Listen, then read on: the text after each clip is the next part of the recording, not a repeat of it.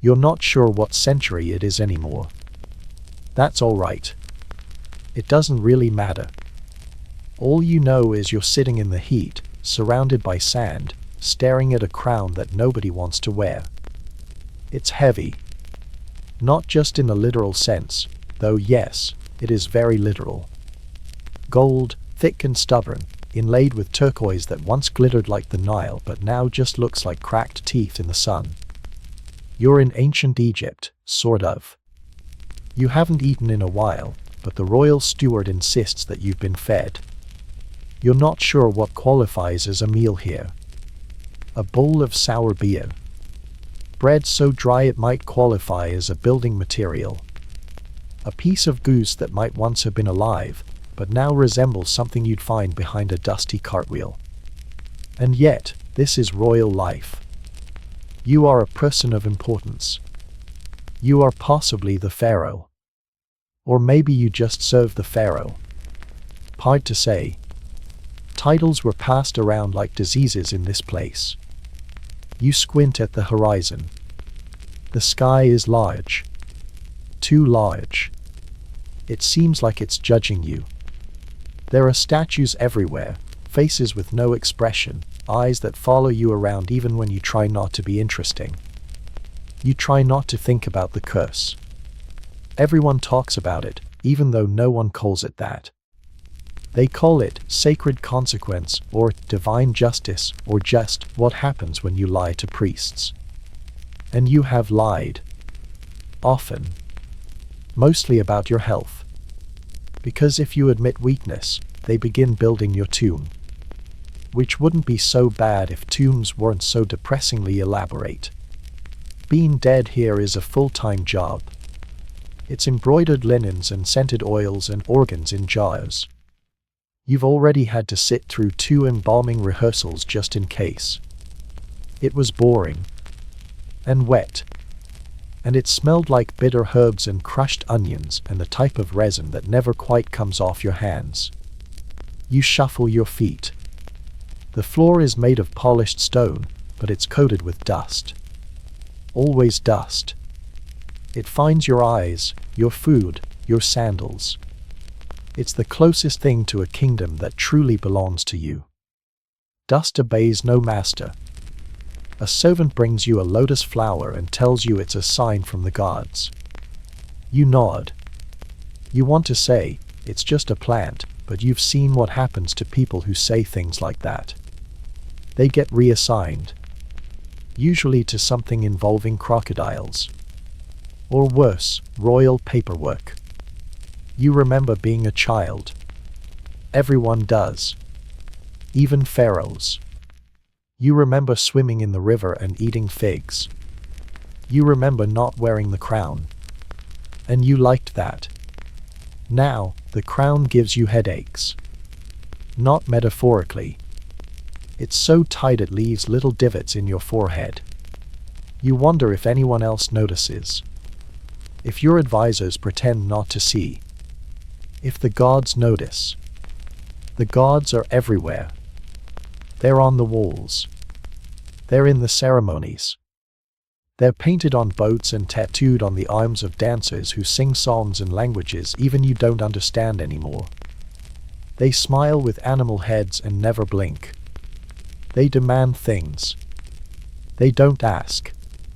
Gods don't use polite words like please. They use floods and famine and mysterious boils. Someone sneezes behind you. You flinch. You remember last week, when the high priest sneezed during a blessing and someone dropped dead the next day. Coincidence, surely. But in ancient Egypt, coincidence is dangerous. It suggests the gods aren't in control. And that idea is more dangerous than any actual disease. You stand up slowly. Knees cracking like dry papyrus. You are old. Or you are young and tired. It's hard to tell in this sun-bleached world of rules and rituals. You walk past the painted columns, red and blue and gold, and you wonder how long it takes to forget a person after they're gone. If memory sticks like honey, or if it vanishes like perfume. You approach the throne. It's less comfortable than it looks. It's made of wood, coated in gold, and stuffed with symbols no one can quite explain. There's a carving of a cat fighting a snake. Maybe it means peace. Maybe it means taxes. You sit down anyway. You have to. That's the rule. There are always rules. Don't look a priest in the eye. Don't turn your back on a statue. Don't step on a sacred ibis, even if it bites you. Don't yawn during the sun ceremony. Don't, under any circumstances, ask where all the money is going. Someone offers you incense. You wave it away. You don't need to smell sweet to be powerful. You need to pretend you aren't afraid. Afraid of dying. Afraid of being forgotten. Afraid that maybe the curse is real, not the magical kind, but the kind that turns kings into lonely people surrounded by people who never say their names with love. You think about the pyramid being built in your name. It's shaped like a triangle. Like every other one. They say it will last forever. You know that's a lie. Stones crack. Names fade. Sand swallows everything. And yet, you want it. You want your name carved deep in your face, painted bright. You want someone, someday, to say, he mattered. Even if you didn't. Outside, a falcon flies overhead. Is it a sign from Horus? Or is it just hungry? You let your eyes close. Just for a moment. The crown feels heavier now. Like it's pushing your thoughts down into the ground. You imagine the Viking king, somewhere far away, in a world of snow and iron and boiled cabbage, wrestling with his own curse. His own crown. His own silent fear that everything he rules is already beginning to rot. But you're not there yet. For now, you're in Egypt. In the quiet heat. In a time when every breath might be sacred. Or not. And the dust keeps rising. You wake up cold. Not because you're outside, no, you're inside a longhouse made of dark pine beams and stitched together history, but because insulation hasn't been invented yet, and the wind does not care about your titles. It sneaks through the cracks between timbers and tickles your spine like a bored ghost. Your bed is made of straw. The straw is full of splinters. One of them might be alive. You're not going to check. You are a Viking king now. Probably. Your name has too many consonants, and nobody says it the same way twice. Your beard is frozen near the bottom, and your fingers are too stiff to hold your axe, but that's fine. No one expects you to fight this early. You just have to sit there and look like a legend. A servant boy brings you something hot in a wooden cup. You think it might be soup, but it also might be beer. Or both. Either way, it's sour and smoky and definitely includes fish. You drink it because it's warmer than the air. The boy bows, but not too low. He's been warned about your moods. You've been moody lately. Being king isn't quite what the poems promised. The hole smells like wet fur and smoked meat and men who haven't bathed in days, or maybe weeks. The fire pit in the center crackles, trying to cheer you up with warmth, but the smoke just collects under the rafters, clinging to the air like a sullen god. Above you, shields hang in neat rows, round, battered, painted with runes and memories. One of them still has a dent from your father's last battle. You were there. You think. Or maybe you just heard the story so many times it became yours. You shift on the throne. It's made of carved wood, animal bones, and something that might be reindeer skin. It squeaks when you lean. It's not a majestic squeak. It sounds vaguely apologetic. Like the chair knows it's pretending, just like you. Someone begins to sing. A scold, One of those memory-hoarding poets who insists on turning every drunken dinner into a saga. The song is about you, of course. About your iron heart and your thunder fists and your ability to cut down 20 men before your first mead. You stare into the fire. You've never cut 20 of anything. Maybe bread. On a good day. The others cheer. They believe in your legend more than you do. Or maybe they need to believe. This place is cold. Life is short. Myth is the only blanket that lasts. The door opens with a groan. Cold air rushes in, bringing with it the scent of pine needles, snow, and someone's wet dog. A messenger steps forward. He has news. Of course he does.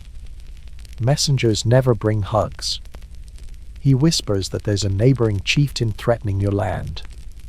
Again. You nod slowly. That chieftain always threatens.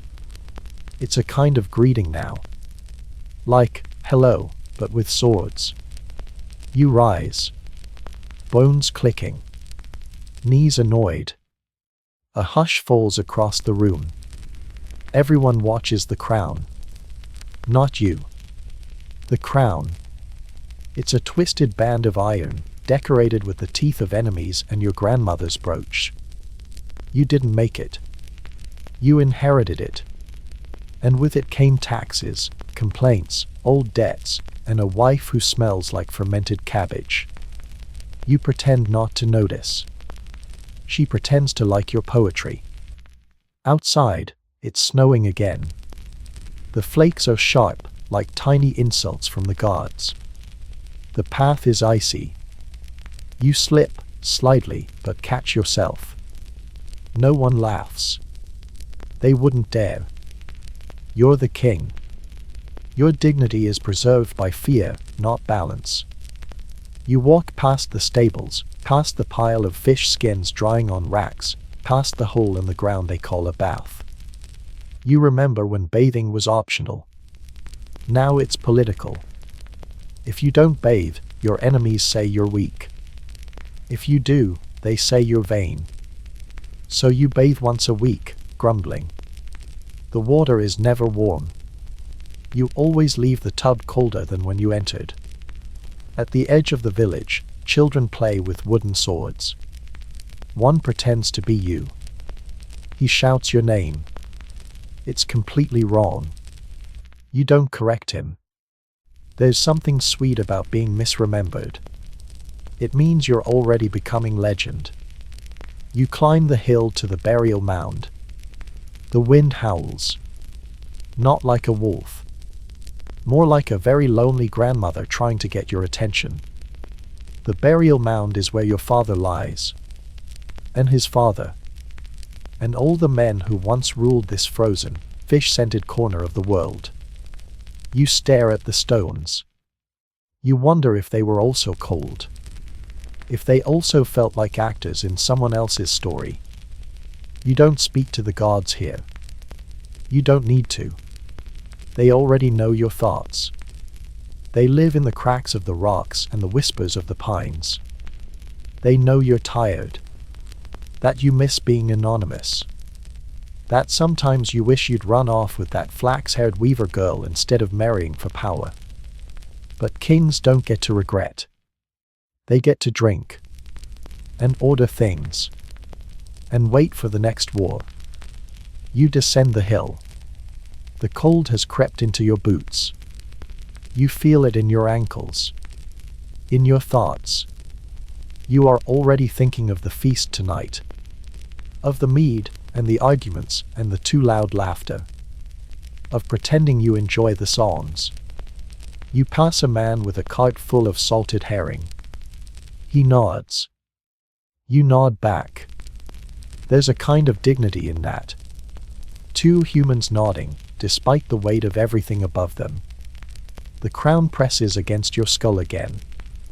You think of the Pharaoh. Far away, sweating under gold.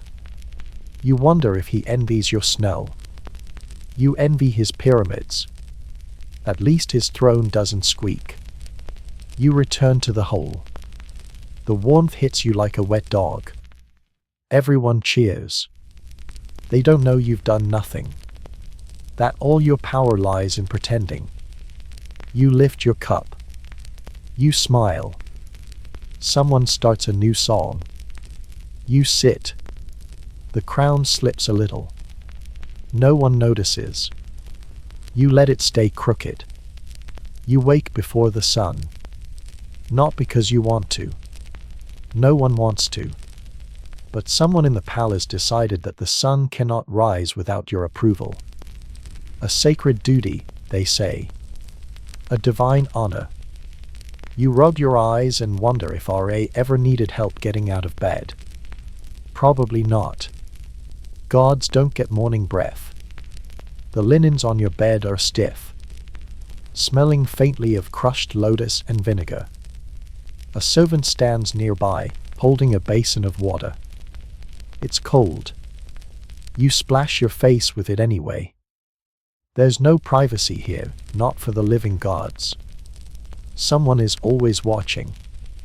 Not for security. Just to report your yawns to the temple scribes. They dress you. One layer at a time. Linen, then beads, then more linen, then something decorative that scratches your neck. Someone adjusts your headdress. You wonder if your head is growing flatter or if the headdress is shrinking. Either way, it pinches. You think about screaming, but it wouldn't be kingly. You are carried to the balcony. That's right, carried. You haven't walked in public for years. It would suggest mortality. Your feet, apparently, are not royal. You once stubbed your toe on a step and the entire temple fasted for 3 days in mourning. You were fine. But tradition has no sense of humor. Below, the priests begin their chants.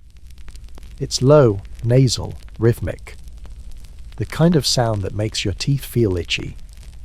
You raise your hand, very slowly. The sun rises anyway. Everyone gasps as if you caused it. You didn't. But no one wants to ruin the illusion. Least of all you. After sunrise, the real work begins. Ceremonies. Meetings. Sacrifices. Not of people, at least not today. Mostly food. Bread, wine, a slightly confused goat. You nod through it all, your expression carved in alabaster. Someone offers you honey cakes. You take one. It tastes like sadness with a hint of cardamom. Your vizier reads the scrolls. Grain counts. River heights. Disputes about oxen rights. It's all terribly serious. You pretend to listen, but your mind drifts. You wonder what it would be like to just disappear. Walk out, barefoot and unnoticed, into the desert. Become a nobody. A man with no titles. Just a name. And maybe a dog. A scribe corrects the vizier. A decimal in the wrong place. Suddenly, a village doesn't have enough wheat. Someone is flogged. You sigh. Numbers are dangerous here. They can kill. The day grows hotter. The palace smells of warm stone and human hope slowly turning sour. You move to the hall of offerings. 1,000 small statues stare at you. Their eyes are empty. Their hands always raised. You wonder if they were modeled after real people. If so, you feel sorry for them. You sit on your throne again. It's more comfortable today, but only because you've gone numb. Your spine has become part of the gold. You try to shift. Lunch arrives. Figs, cucumbers, more bread, something that used to be duck. You eat with your fingers because forks are centuries away and knives are political. You drop a grape. It rolls. 5 servants dive for it. One emerges victorious. You nod at him solemnly. He weeps with joy. Someone brings you a message carved on clay. It's from a rival ruler. He wants peace. Or trade. Or maybe just a wife. You can't tell. His writing is full of metaphors involving fish and stars. You tell your translator to be polite but vague. That's how diplomacy works. Confuse them before they confuse you. Mid-afternoon, you visit the temple. It's cold inside. The air smells of incense and ambition. The high priest greets you with a bow that's 2 seconds too long. He's still trying to replace you. You smile at him like a cobra might smile at a frog. You perform a ritual. At least, you pretend to. Pour the oil. Say the word. Raise the stick. Everyone nods. The gods are pleased. Or at least, they're not complaining. You take that as a win. Back in your private chambers, a musician plays a lute. The melody is meant to soothe. It mostly reminds you of mosquito bites and funerals. You ask her to stop. She bows and leaves, tripping over a rug. You don't laugh. It wouldn't be kingly. You sit in silence. The air is still. A single fly buzzes. You consider swatting it. You don't. You've learned not to anger anything that might be sacred. Even insects might carry royal souls. Or curses. Or both. You stare at your reflection in a bowl of water. The face looking back is tired. Painted. Composed. There is no joy in the eyes. Just duty. An eyeliner. You touch the rim of the bowl. The water ripples. The face vanishes. Night falls. Slowly. Reluctantly. The servants bring warm oils and cool cloths. They press them to your temples. It helps. A little. The crown is removed. Finally. Your skull sighs in relief. You lie in bed. The linen itches. You stare at the ceiling, where constellations are painted in gold leaf. You trace one with your eyes.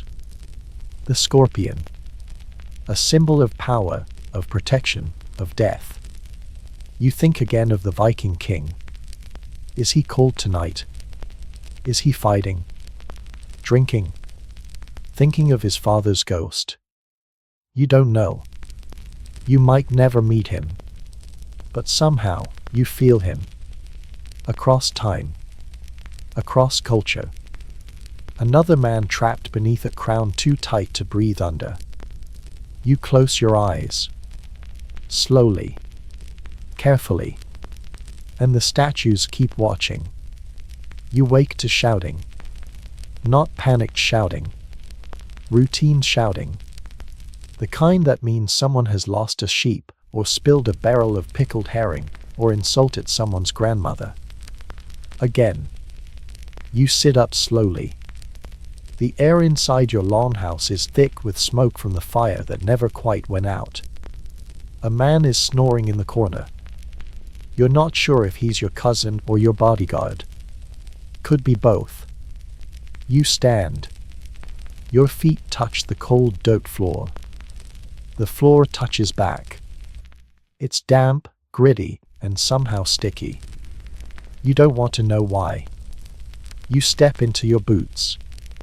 They're still wet from yesterday. You do not scream. That would be unkingly. Outside, the world is white. The kind of white that whispers, "Don't bother." But you do. You always do. Because someone has to remind everyone else that life continues. Even if no one asked it to. You greet your warriors. They grunt in return. This is love, in their language. You nod. One of them hands you a bowl of something that used to be porridge. It's now more of a suggestion. You eat it anyway. It has texture. Possibly too much texture. A dog follows you. You don't know his name. You didn't give him one. But he follows you every morning like you're important. Like you smell like leadership. Or bones. Possibly both. Today is the village's law day. Which means you must pretend to care about land boundaries, sheep ownership, and who insulted whose beard first. You sit on the big stone near the fire pit. It's your throne for the morning. It wobbles slightly, as if it disagrees with every decision you're about to make. The first complaint is about a fence. Someone moved it 6 inches. Now the goats are confused. You listen. Nod. Declare that the fence should be moved back. Or forward. Or burned. You're not entirely sure what you said, but the villagers cheer, so it must have been satisfying. The second complaint is more dramatic. A woman claims her husband has been taken by spirits. The husband claims he just needed quiet. You nod again. Declare that the spirits may keep him until he learns to listen properly. Everyone laughs. You are a wise king. Or at least, an entertaining one. The wind picks up. It smells like smoke and pine needles and secrets. You wrap your fur cloak tighter. It used to belong to your uncle. He was eaten by a bear. Or maybe a woman from the coast. Either way, he's not here to correct the story. You step inside the great hole. The fire is low. A boy is blowing on it with the determined energy of someone desperate to impress you. It's not working. The fire wheezes and sputters. You sit down anyway. Your wife joins you. She doesn't smile. She hasn't smiled since last winter. Possibly longer. Her hair is braided into a crown. It's heavier than yours, but she never complains. You admire that. Quiet suffering. The true royal talent. She tells you there's talk of rebellion in the north. Not real rebellion. Just loud men with too much beer and not enough women. You nod. Say something vague about honor and loyalty. She seems satisfied. Or bored. You can't tell. Later, you train with your axe. It's a large axe. You swing it at a log. The log doesn't move. You try again. This time, the log cracks slightly. Everyone cheers. You pretend not to be winded. You haven't swung an axe in weeks. Possibly months. Possibly ever. The skald writes a new verse. It describes you as the storm that splits the mountain. You smile. You feel more like the drizzle that confuses the goat. But poetry is not meant to be accurate. As the sun begins to vanish behind the trees, because even the sun is tired, you return to your hole. You sit by the fire. Drink something that tastes like moss and memory. The dog curls near your feet. You let him stay. A warrior approaches. He brings news. The chieftain from the fjord wants to meet. Peace, perhaps. Or challenge. Or marriage. You sigh. It's always those 3. You say yes. Because what else can you say? You go to bed early. The furs are warm. The air smells of smoke and snow. You dream of sailing. Of wind in your beard. Of being just a man with a boat and no stories to uphold. You sit up, slowly, as if the air has weight. Someone is already there, of course. There is always someone. A servant with perfect posture and terrified eyes offers you a bowl of sweet water for washing, but the scent of yesterday's incense still clings to your skin like a warning. You take the water. It's tepid. You miss hot things. There are so few of them that aren't on fire. They dress you again in layers of linen and gold-threaded cloth, soft to the touch but rigid in shape, as if you're being wrapped for burial a little bit more each morning. Today's accessories include a broad collar that itches behind the ears and an amulet shaped like a beetle. Scarabs are sacred, they say. Always crawling forward, always pushing, even when no one wants to follow. You wonder who decided which insects deserved worship. You make a mental note not to speak this thought aloud. Last time you questioned a sacred dung beetle, 3 scribes fasted and 1 mysteriously relocated to the desert. Breakfast is a formal event. You are fed while seated, reclining awkwardly like a half-dead statue of yourself. The food is arranged in symbolic shapes. A melon carved into the eye of Horus. A pyramid of grapes. A fish that has been roasted in its own scales and served beside a sauce you never asked for and might be afraid of. The royal taster tries it first. He nods. You eat.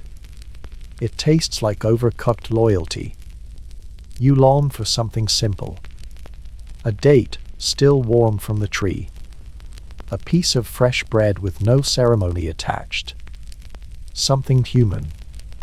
But everything you touch must be part of a ritual. Even your hunger is divine. After breakfast, it's time for court. The hall is already full. Nobles in heavy wigs and heavier opinions wait in silence, eyes wide, backs stiff, hands folded into quiet little lies. They are not here for justice. They are here to be seen near it. You take your seat on the high throne, which has a backrest that leans at the exact angle to ruin your mood. The first dispute is about land rights. 2 brothers, both wealthy, both equally annoying, argue over a strip of sand that floods twice a year and grows nothing except weeds. You listen. You nod. You ask a priest to interpret a law written 6 generations ago by someone with a goat obsession. The priest quotes it in perfect form. No one understands him. You declare a verdict. Both men look confused but grateful. You suspect neither of them got what they wanted. You consider that a success. The next matter involves a shipment of barley that went missing en route to the temple granary. The merchant blames bandits. The guards blame the river. The river, as usual, says nothing. You lean back and ask your vizier what he thinks.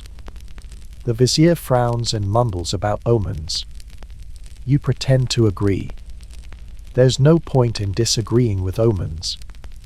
They're vague enough to mean anything and just specific enough to make people nervous.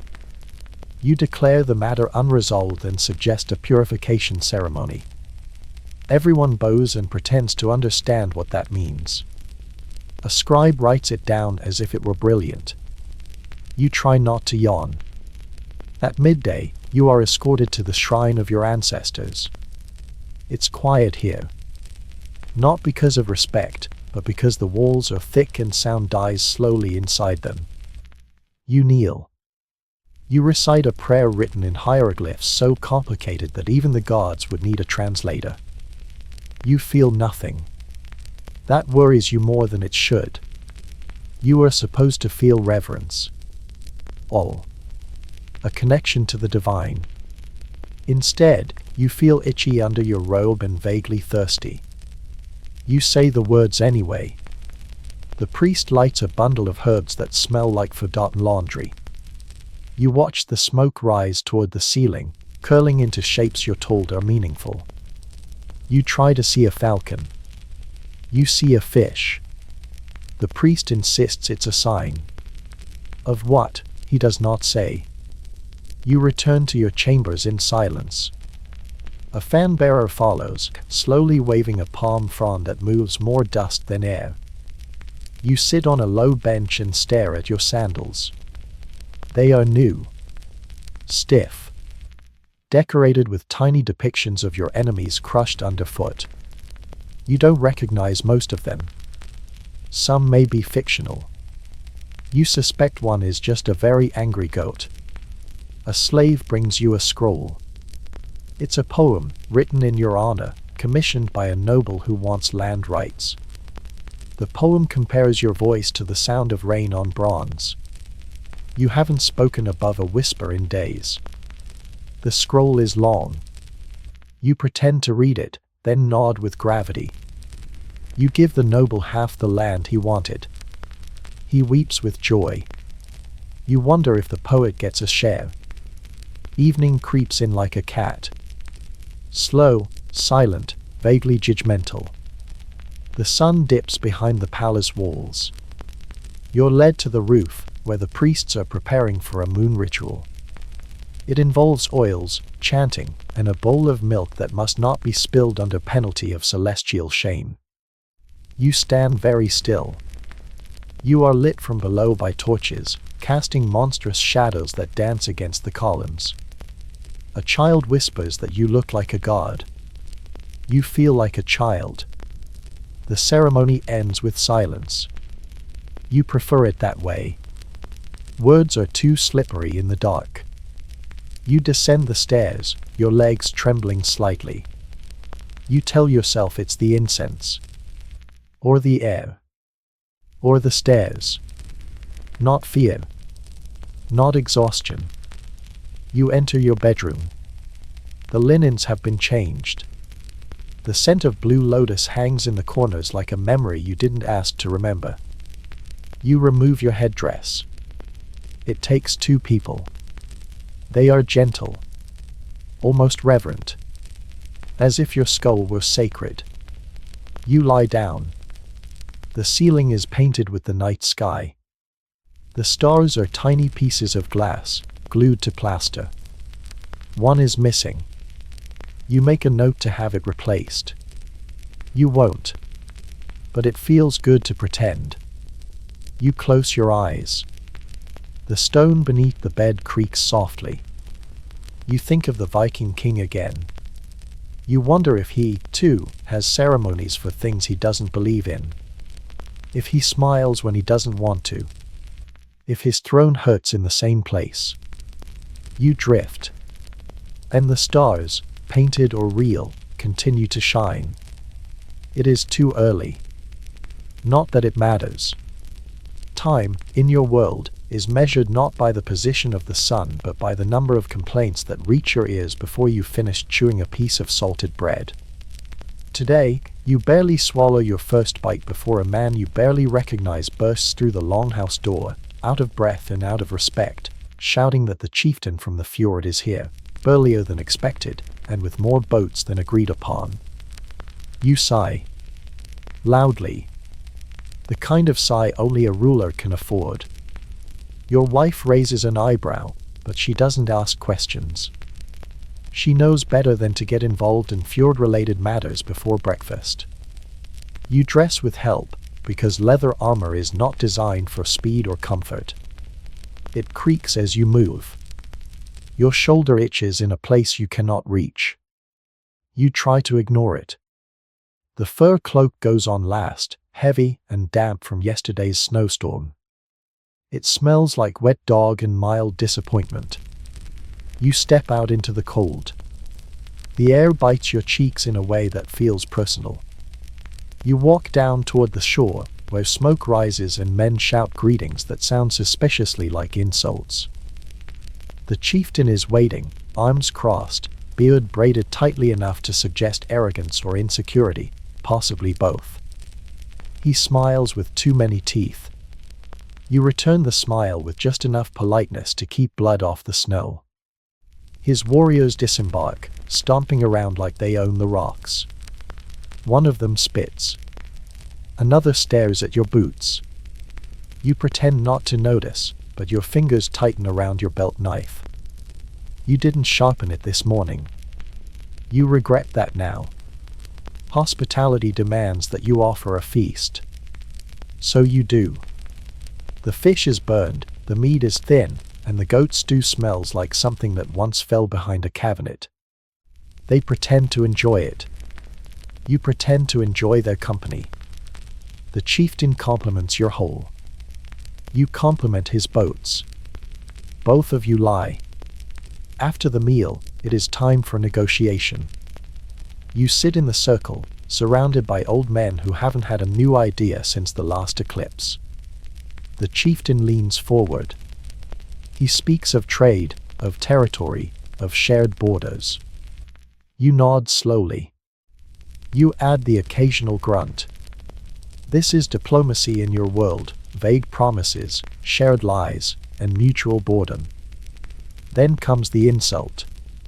It arrives disguised as a joke. A comment about your last campaign. A reminder that you lost more than you gained. The room goes still. Even the dog looks up. You force a chuckle, slow and low. You praise his memory, remarking on how clearly he recalls past victories, some of which, you add casually, were against men who were drunk, asleep, or already dead. The room exhales. The tension breaks. The game continues. The meeting ends with a toast. To peace, to honor, to not freezing to death before spring. Everyone drinks. The mead tastes like fermented moss and regret, but it burns nicely on the way down. The chieftain retires to the guest hut. His warriors follow. You remain seated, staring at the fire. You want to believe something was accomplished. You know better. Later, you walk alone to the cliff's edge. The wind screams like a woman who's lost her son. Below, the sea thrashes, foaming and white, endless and indifferent. You think of your father. He stood here, once, cloak flapping like wings. He told you this place would break you or build you. You remember the look in his eyes. He wasn't sure which had happened to him. You turn back. The village is quiet now. Smoke curls from rooftops. Dogs bark in the distance. Somewhere, a child is singing off-key. You smile, briefly. Not because the song is good, but because it's real. You return to your hole. The fire has dimmed. Your wife has gone to bed. You remove your cloak, your boots, your belt. You sit in the silence. You think of your enemies. And then, unexpectedly, you think of the Pharaoh. Swaddled in linen, drowning in rituals, surrounded by people who bow instead of speak. You envy him. Or pity him. It's hard to tell. You wonder if he's ever had stew this bad. Probably not. But he's probably never tasted snow, either. You lay on the fur-covered bed, stiff and cold and vaguely itchy. The wooden roof groans overhead. You close your eyes. But your mind stays open. You dream of a simpler life. One without borders. One without crowns. Just stars. Just wind. Just sleep. The palace wakes before you. Servants move like shadows, carefully silent, soft-footed and expressionless, like ghosts who never got permission to haunt. You stow beneath heavy linen covers, eyes still crusted from the incense smoke of last night's moon ceremony. The room is warm already. Too warm. The heat does not ask permission here. It seeps, it crawls, it settles into your bones like a slow punishment. You sit up, slowly, carefully, because the joints complain now. They used to whisper. Now they bark. You swing your legs off the bed, your bare feet landing on polished stone, cool for a second, and then unforgiving. A young boy, probably the third cousin of a fifth wife of some minor noble, offers you morning water in a gold cup. You nod. He bows too deeply and almost spills it. He apologizes with the terror of someone who knows how easily people disappear in palaces like this. You drink. The water tastes like yesterday. The boy vanishes. Dressing takes longer today. You pretend not to notice. The robes cling. The sash won't sit right. The headdress feels like it's grown heavier, though your advisor assures you nothing has changed. It is simply the weight of time, he says with a poetic flair that makes you consider flinging him into the lotus pond. But you don't. You're too tired to be wrathful today. A priest enters with an herbal paste. He insists it will ease the pain in your knees. You let him apply it, though it smells like burnt onions and snake oil. He recites a blessing as he rubs it in. You wonder, idly, if it works better with faith. You don't have much left. Just enough to fake it through the daily rituals. The court awaits. Again. Always. Nobles stand fanning themselves in self-importance, discussing taxes, disputes, and the sudden appearance of a two-headed calf in a farming village. You are asked to interpret the meaning. You say it is a sign of fertility and balance. Everyone nods. Someone begins composing a hymn. You regret speaking. Later, you are carried through the city on a litter. The streets are narrow, hot, filled with people who cheer and weep and wave as if you were something more than tired flesh beneath expensive cloth. You wave back. Slowly. Automatically. A child throws flowers. One hits you in the face. You smile as if it were a gift. The petals stick to your lip balm. No one mentions it. That is true power, being ridiculous and unchallenged. You pass the workers building your tomb. They do not know it is your tomb. It is called a monument, a temple, a gift to eternity. But everyone knows what it really is. They chip away at stone under the sun, their backs bent, their sandals falling apart. You want to say something kind. Something real. But instead you raise your hand in blessing. It feels like a lie. They cheer anyway. Back at the palace, your doctor arrives. He smells of myrrh and boiled roots. He checks your eyes, your pulse, your tongue. He says nothing for a while. Then says something about divine fatigue. He recommends prayer, rest, and boiled figs. You ask if figs ever cured anything. He changes the subject. You try to eat. The food is soft. Overly soft. Someone's idea of royal kindness. You chew as best you can. A grape slips from your fingers. No one dives for it this time. It rolls under the table. You let it go. There is a ceremony this evening. Something about the harvest moon and divine renewal. You do not feel renewed. You feel frayed. Still, you allow the oils to be poured over your head, thick and fragrant, dripping into your collar. You let the painted girls dance in circles, their eyes vacant with ritual. You whisper the words you've said 100 times before. They no longer mean anything. They are just syllables floating on old breath. Night settles slowly. You sit alone in your chamber, the door closed, the fan-bearers dismissed. For once, silence is allowed. You look at your hands. Once steady, now trembling just slightly. You look at your reflection in the polished copper mirror. You lie down. The linens are fresh. Someone has placed a carved scarab on your pillow. You do not remove it. You leave it there, beside you, as if it might carry some of your dreams into the earth. You stare at the ceiling. The missing star has not been replaced. You decide not to mention it. You think again of snow. Of the Viking king. Of a man wrapped not in linen, but in fur. A man who walks through ice instead of ceremony. You wonder if his knees ache too. If his people ask him for wisdom he doesn't have. If he ever wishes he were just a fisherman. Or a shadow. You close your eyes. And for a moment, there is no crown. No incense. No title. Just breath. And that is enough. You're awake before the fire dies. The heat is still clinging to the stones, reluctant to leave, like a drunken guest overstaying its welcome. But the warmth is fading fast. The wind outside has turned cruel.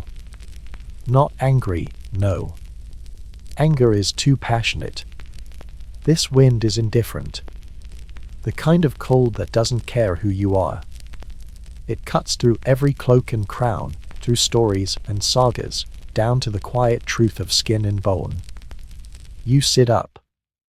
The furs slide off your shoulders, and the air finds your back like a reminder, you are still mortal. The hole is silent. The men who usually snore through the early hours are still, each wrapped in their own saggy pile of blankets and memories. The fire crackles once, just to complain. You poke it with a stick. It hisses back. The coals glow faintly. You think about adding more wood, but the pile is across the room and you are not ready to stand yet. It is not laziness. It is a ritual of avoidance. Even kings must have those. You rub your hands together, slowly, listening to the stiffness in your joints like a private percussion section. The pain isn't sharp today. It's dull, familiar. It keeps you company more reliably than most people. The crown rests on a low stool near the fire. It sits there in silence, mocking you gently. You do not put it on yet. That would be giving in too soon. You sip from a cup of leftover mead. It's lukewarm and slightly sour. Like everything left behind by yesterday. The door creaks. A figure enters. Young. Too young. A messenger, most likely. His hair is frosted at the ends, his face pink with wind. He bows too fast. You wave him forward. He stammers something about the chieftain's warriors. They are restless. One insulted a villager. Another broke a cart. The third has disappeared entirely. Possibly with a goat. You nod. You thank him. He stares at you for a second too long. You can tell he's waiting for you to say something wise. You do not. You just raise an eyebrow, and that seems to satisfy him. You finally rise.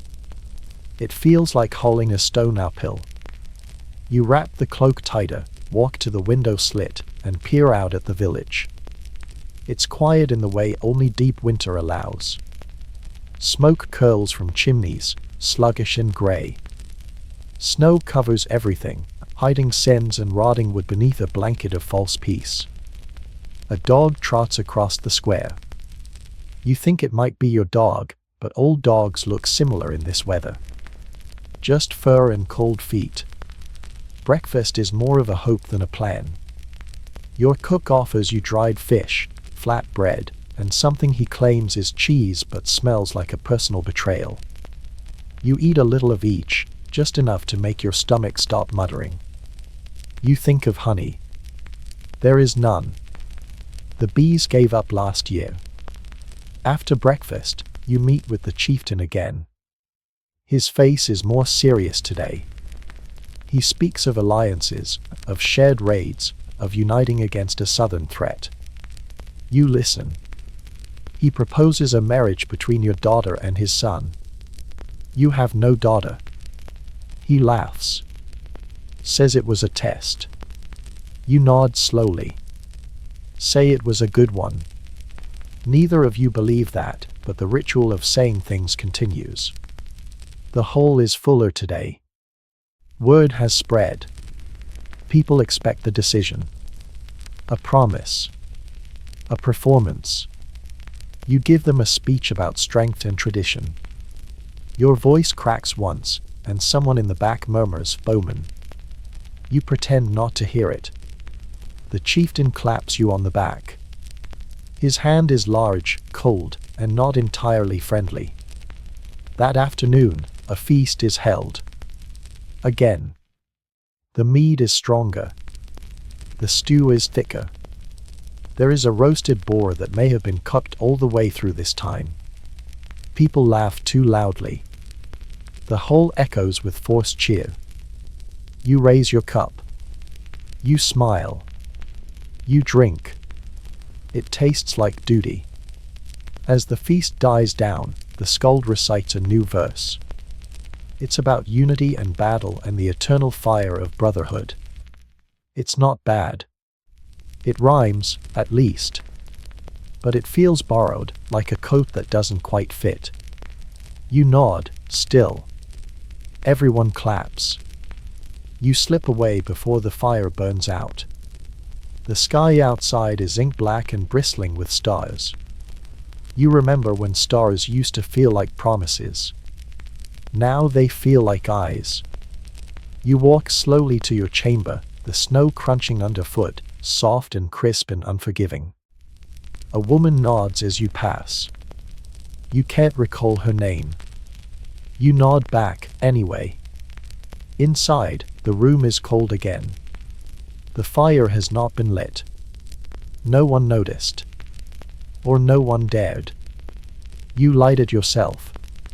It sputters, then catches. The flames stretch upward, confused by the sudden request. You take off the crown, set it on the table. You stare at it. You think of the Pharaoh. You wonder if he ever gets to light his own fires. You lie down, fully dressed. You are too tired to untie the belt. Your fingers ache. The bed creaks beneath you, old wood groaning in solidarity. You stare at the ceiling. There is no artwork here. Just beams. Just shadow. You imagine snow falling through them, slow and silent, until it covers your eyes. And still, the crown waits. The morning has a weight to it, as if the sun has decided to rise with reluctance. Light filters through the latticework, thin and golden, cutting the air into slices you can almost hear. You're already awake. Not because of dreams, those left you months ago, but because your back stiffened during the night like a door left ajar in a sandstorm. You try not to groan as you sit up. The bed, with its ornamental headboard and embroidered sheets, may look like a gift from the heavens, but it is in fact a conspiracy of splinters and poor angles. You swing your feet to the ground. The stone is cool. For a second, you breathe. Just once. Just for yourself. But you're not alone. Of course not. You never are. A servant stands in the corner, pretending to stare at the floor, pretending not to exist. He is waiting with your sandals, with the bowl of water, with the oil for your skin. You nod at him. He bows. Too low. Always too low. It makes your knees hurt to look at him. You wash your face, slowly. The water is scented with something floral and hopeful. It doesn't help. You pat yourself dry with cloth so fine it feels like regret. They dress you for temple today. Which means more gold, more linen, more weight. You've grown thinner, and the ceremonial vestments now hang on you like you're being worn by the roads instead of the other way around. One of the guards clicks his tongue disapprovingly. You make a mental note to have his shift moved to the crocodile pool. Just for a day.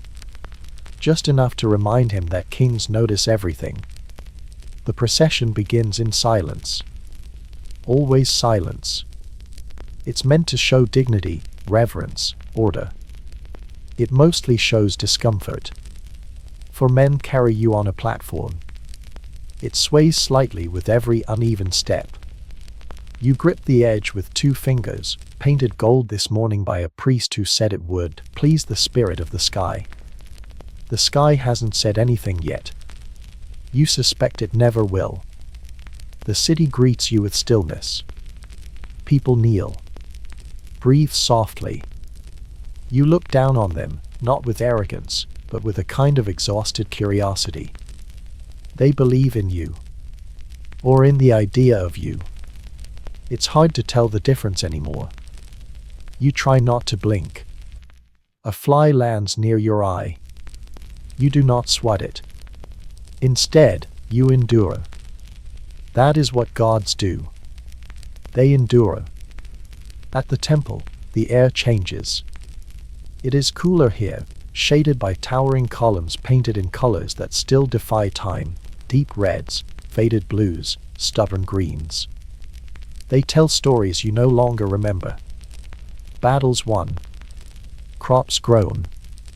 Stars chased. A life more glorious than real. You walk the steps slowly, each one accompanied by a drumbeat. The priests chant in unison. Their words are old. You've heard them since childhood. They meant something once.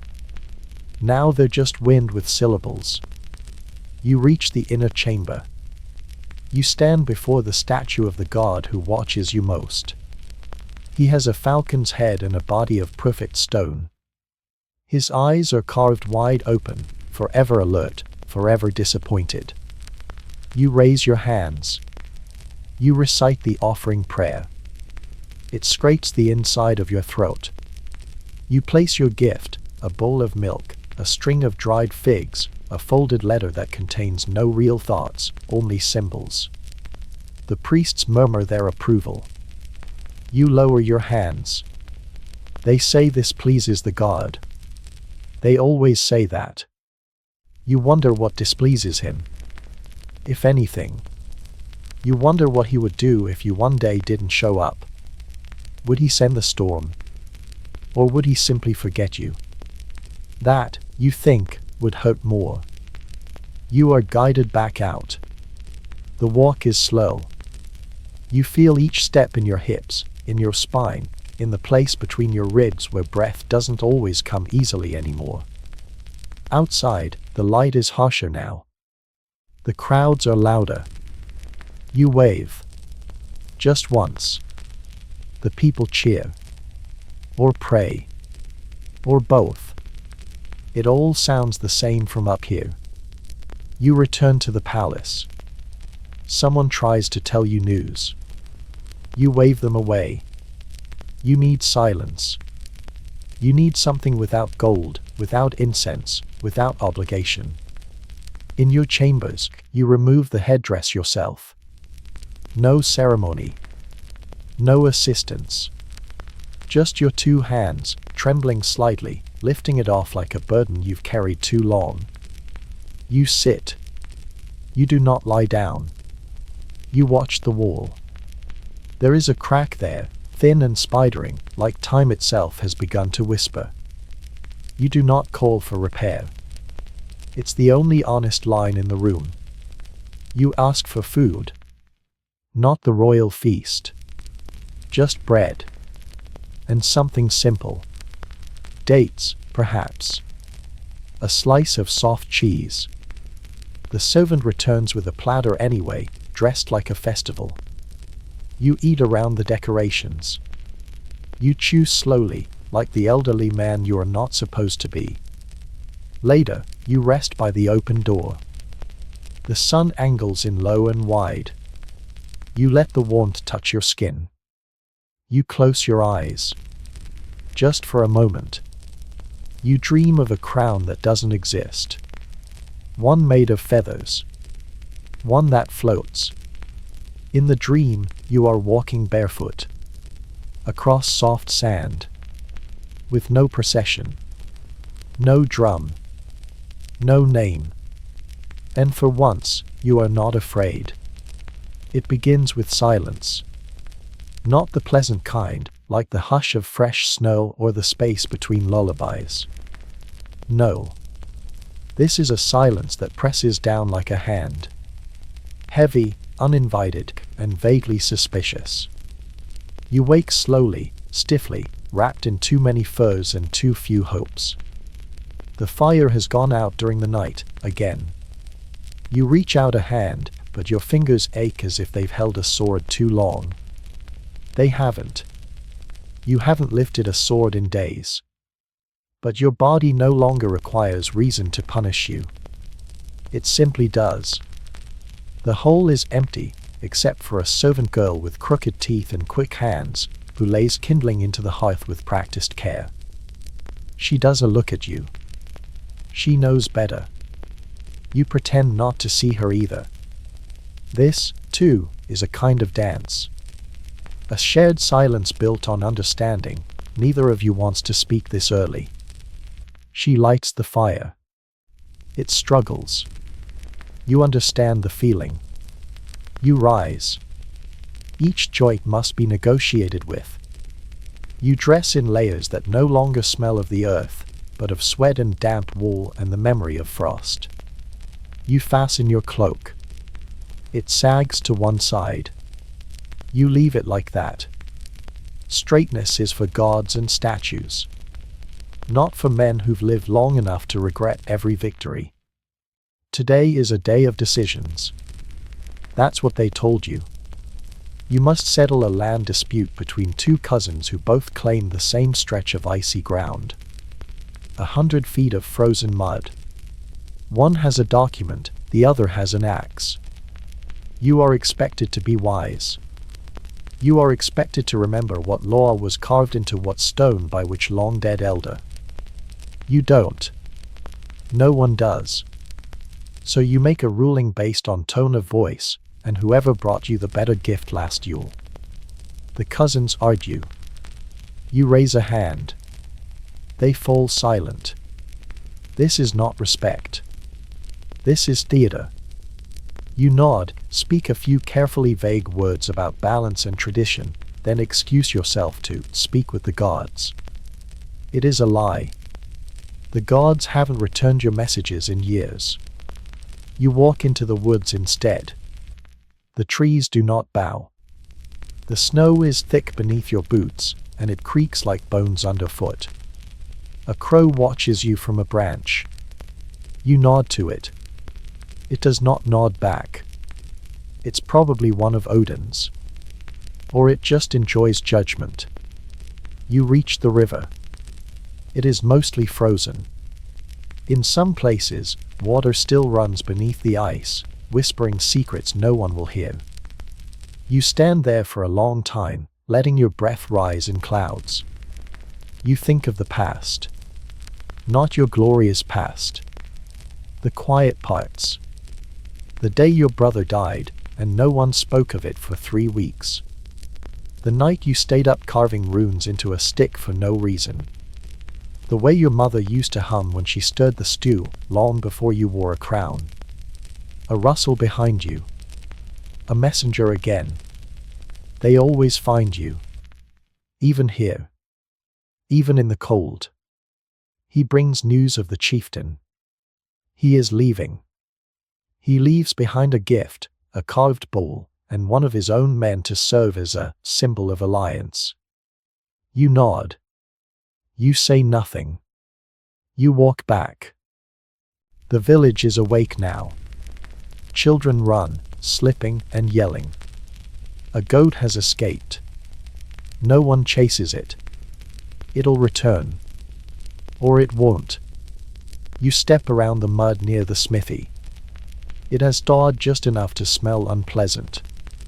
You ignore it. There are worse things. Back in the hole, your wife sits near the fire. She is sewing.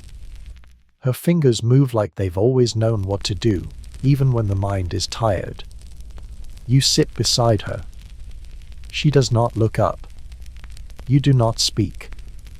This is love, in your world. Not words. Presence. You eat together. Dried meat, soft bread, old cheese. It is not delicious, but it is real. Your beard collects crumbs.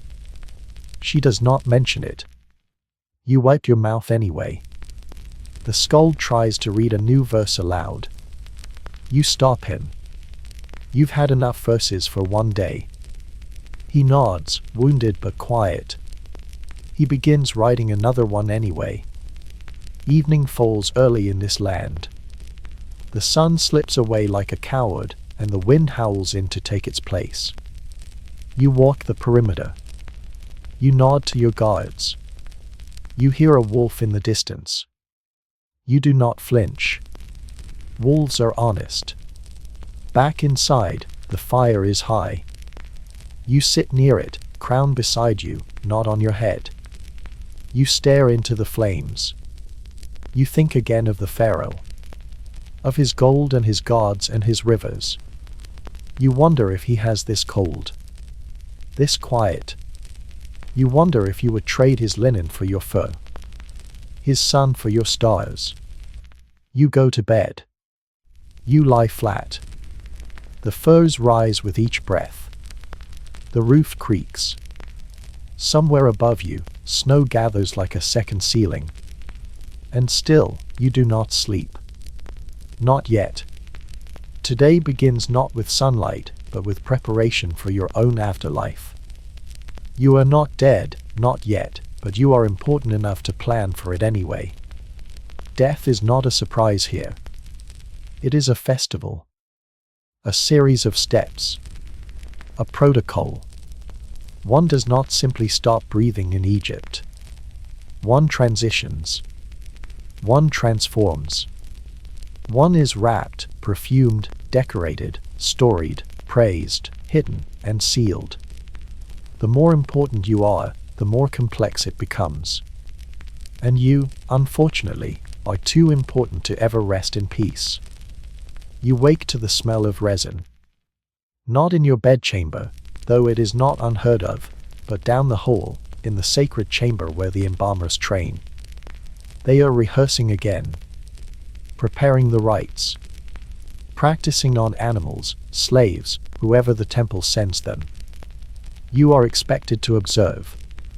Not today. You roll over. You press your face into the linen pillow and pretend for a moment that you are not the center of a ritual you didn't design. They find you anyway. The high ritual overseer arrives. He does not knock. Knocking is for the living. He clears his throat with the kind of gravity that only priests and funerals carry. You sit up. They have a new design for your burial chamber, he explains. A new color scheme. More sacred geometry. Fewer curses, more blessings. You nod. As if any of it matters. As if you won't be too dead to notice whether the walls depict the sun both correctly or whether Anubis is smiling at the right angle. But you nod anyway. Because kings are consulted, not heard. They walk you through the new plans. Papyrus scrolls unroll across the table like snake tongues. Images of your face, idealized, symmetrical, emotionally vacant, are repeated again and again in miniature. You are shown your coffin. Not the real one. Just the blueprint. Gold over wood. Inlaid with lapis. Your name in every corner. Your titles repeated until they no longer mean anything. You ask if the beard on the mask can be slightly shorter. They laugh. It is not meant to be funny. But even you smile a little. They show you the jars next. The ones that will hold your organs. You never quite understood this part. Why your liver must be removed and stored in a tiny alabaster jar with a baboon on top. Why your lungs deserve their own box. You ask, softly, whether the brain will be preserved too. The priest goes still. No, he says. The brain is removed. Through the nose. And discarded. It is not important. You raise an eyebrow. You feel as if it might be. He frowns. You let it go. The sun is high now, slicing through the colonnades and hot shafts of light. You are brought to the tomb site.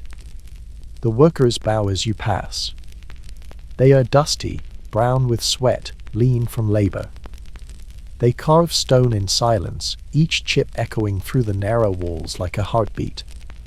You run your hand along the wall of the passage. It is cool, smooth. Your name is already carved here. Not once, but many times. It is spelled correctly. That comforts you more than you expected. One day, people will walk through here, whispering your name in reverence or confusion. You hope at least one of them will think you were kind. Back at the palace, you are offered a perfumed cloth. To wipe your face. To inhale peace. To mask the scent of mortality. You press it to your lips and wonder how long these rituals have gone on. How many men were buried with joy in their hearts, and how many simply smiled because the gods were watching. You sit in the courtyard. Birds will overhead, crying in voices that sound ancient even now. A boy plays the flute badly in the distance. You listen. It is not music, not really. But it is something alive. Something imperfect. You like it. Later, you are asked to choose your final text. The inscription on the outer wall. It must be poetic, wise, eternal. You are given options. He who brought light to the Nile. The sacred one who walked beside the gods. Protector of order, destroyer of chaos. You want to choose none. You want to choose, he tried. But that would not do. That would not last. That would not sell the myth. In the end, you select the most forgettable phrase. Let the archaeologists wonder later. Evening returns like a mother checking on a restless child. The palace dims. Torches are lit. The smell of jasmine and roasted fowl wafts through the holes. You do not eat. You sit with your physician, who asks how you are sleeping. You say nothing.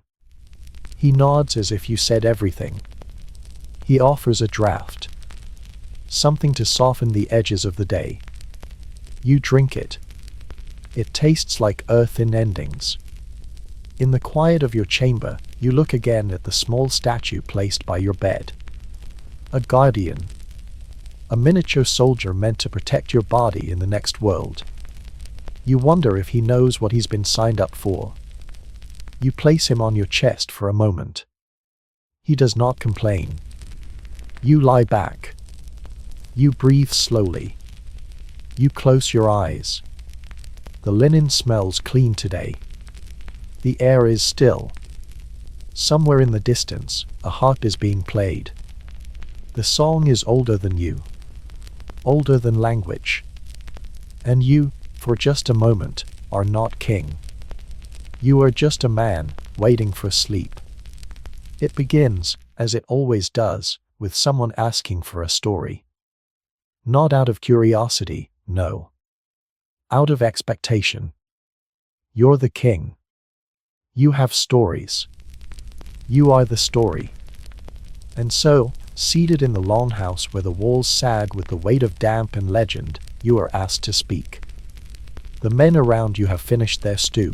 The children sit at the edges, legs crossed, cheeks ruddy, trying not to fidget. The fire crackles with practiced rhythm. The skald leans forward, his eyes eager, his fingers ready to pluck the strings of truth into something that might rhyme. You sigh softly. You do not want to tell a story.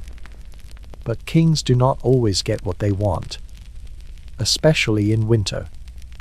You begin slowly, your voice quieter than the room expects. You talk of frost, and waves, and a battle that may or may not have happened.